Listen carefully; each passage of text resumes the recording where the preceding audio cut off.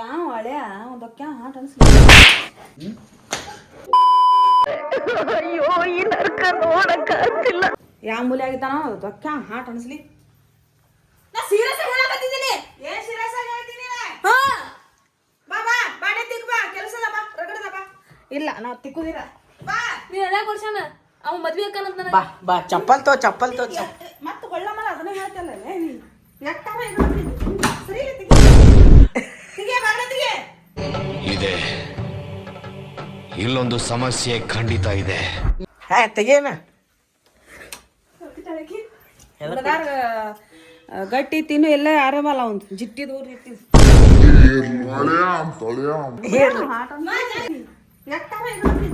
ಸರಿ ತಿಗಿ ಸರಿ ತಿಗಿ.